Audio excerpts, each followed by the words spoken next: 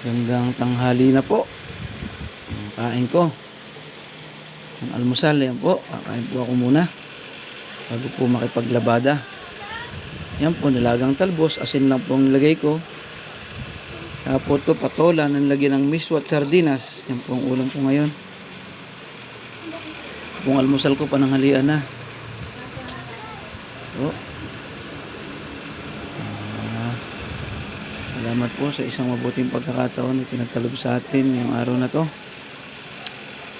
Salamat po sa mga pagkain ito. O yan,